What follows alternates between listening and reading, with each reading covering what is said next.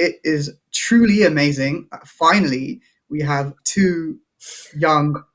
I mean, I wouldn't be afraid to call you guys young brand ambassadors of the space industry, because you guys have done so much, in my opinion, at such a young age. And we're going to be talking about all of that shortly. But I guess one of the things that kicked it off really was Aerospace For All, a podcast which you guys, I believe, started at the start of lockdown. Yeah. Do you want to tell us a bit more about that? Yeah, so this was something Jamie started up at the start, and I joined him about a couple of months in. And it was just a site that was trying to explain to young people how to get into the space sector, because Jamie and I realized there was very little information out there for people who are sort of 16, 17, making those decisions for their future about where they want to go to university, if they want to do an apprenticeship.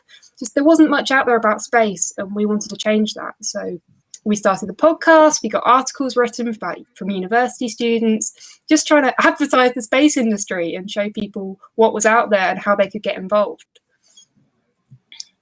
Yeah, what a lot of people don't actually know as well is that Aerospace For All originally started with me because there were no university open days. I thought, how am I going to find out about which course do I want to do at university and which university I even want to go to? So it originally started out with me actually just reaching out to a couple of people at uni and saying, what's your course been like, and what's your university been like in general? And then I take that hour's conversation, write it up as an article, put that on the website. It started as something that Emma doesn't even know. Before Aerospace For All, it was called Aero Student. That kind of changed because of a few domain name issues. Changed to Aerospace For All, but it kind of started from that, and then it kind of just changed and moved on from there. And what kind of people did you have on your podcast then?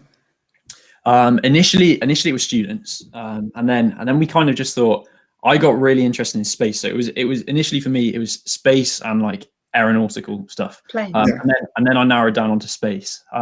So it ended up literally just being cool people from space. So we had a couple of people that had founded some cool companies doing cool stuff. A couple of people that had worked for companies like SpaceX. Just a load of different people from a fairly wide range of backgrounds as well. Just trying to represent the space sector and really show young people what it's like to work in it. Yeah, that's so cool. I mean, I could never have thought to have started a podcast when I was 17, 18. And how many episodes did you guys end up doing? Like 12-ish. Well, 12. Yeah, we've parked Aerospace For All at the moment. Yeah. We're about to start a new podcast with the experience we gained from Aerospace For All, which hopefully will run for a bit longer, and it's got a slightly different structure from the old one. Cool, yeah. Hold that thought for a second, because we're going to go into a conversation about what stuff you're doing now with the Scottish-based Leadership Council. But just a bit more about the podcast. Like, what was the feedback like starting a podcast at a young age, and like kind of where did the confidence come from to do that? Because it is, I mean, it's hard going live in front of people. Because effectively you're kind of putting yourself out there, isn't it? Yeah. It's like writing a blog, or I don't know, starting a YouTube channel. You're effectively putting yourself out there for the good feedback, the bad feedback. People who are experts might be listening in to you and have something to say about it. How did you go about that? Yeah, I guess I'll take this one. So one thing initially when I started out doing the podcast and the whole article sort of stuff, I was doing them over the phone, and I was holding the phone in my hand and writing notes down as I was going along.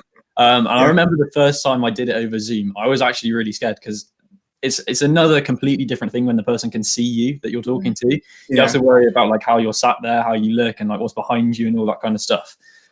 So it's a completely different ballpark when people are looking at you. But once you've done it once, like you don't have to record anything. You just need to start like reaching out to people. And I was reaching out to people that were a few years older than me, and then getting introduced by other people. And then it just got to the point where people were like, they appreciated that somebody's enthusiastic about what they do. And some people are keen to share their experiences and stuff. So if you just show that you're interested in what they've done, people are more than happy to talk to you and that kind of thing. Yeah, I think Sorry, go on, Emma. So on the front of like reception and stuff, I was having some phone calls with people, and one of them was with the chief of staff at Reaction Engines, which was a company I'd looked at and gone, whoa, it's amazing. I couldn't believe I was having this phone call. And at the end of it, she said, I've listened to your podcast. I really enjoyed the episode with the woman from NASA. And I couldn't believe it. I was like, wow, this is actually getting out there, and there are people I admire listening to it. So that was quite an amazing experience. Yeah, one other thing I'd add to that is something that I didn't really realize until a few months ago, that I'm actually giving credit to a lot of my confidence of like getting on calls like this and getting on calls with people, is I worked in a fish and chip shop for a year. And on a Friday night when we were like running around like crazy, it was my job to pick up the phone and take phone orders. And I'd have people like screaming at me down the phone. And stuff. And I got to the point where I could just deal with it. And initially my boss would give me the phone and I'd be scared to pick it up in case I messed something up. But you just get to the point where it just becomes natural because you've just been exposed to it. So that was actually a really good experience for me and really confidence building, and like standing on a till in a really, really loud room before COVID, obviously. With like loads of people in there not shouting, but like trying to be heard and make sure that you're hearing people and understanding what they've said, because you don't want to give them a haddock when they ordered a cod, that kind of thing. It's like, it actually it gave me a lot of experience in terms of speaking to people. And I actually give a lot of credit to this kind of stuff, for this kind of stuff. It was a really, really good experience. Yeah, because you kind of learned through going through that high pressure environment, didn't you? And then once it helps you in all your communication skills, doesn't it? Yeah. That's and it's great. like crowd management when you've got angry people because they haven't had their food because something's gone wrong. And you learn how to manage people. It's good. Yeah. That's great. I think just on a point, you mentioned, Emma, about speaking to someone very high up at Reaction Engines.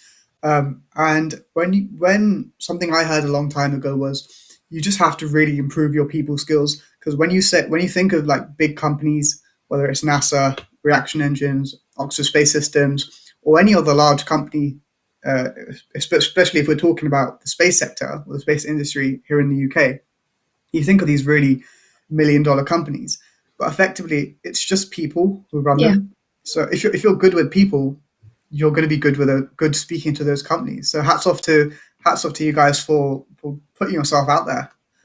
It's something we really want to try and teach other people that are our age, because there is a hesitation to reach out, because they do look at these companies and go, whoa, these people are, they could be employing me in the future. I don't want to make a bad impression when I'm 16. And it's just saying to them, no, you won't make a bad impression. They'll be, they will admire you for reaching out in the first place. And that you're willing to talk shows that you'll be a good employee in the future. If you do end up working for them, odds on you don't. But if that does happen, it's not a bad thing that you spoke to them when you were our age.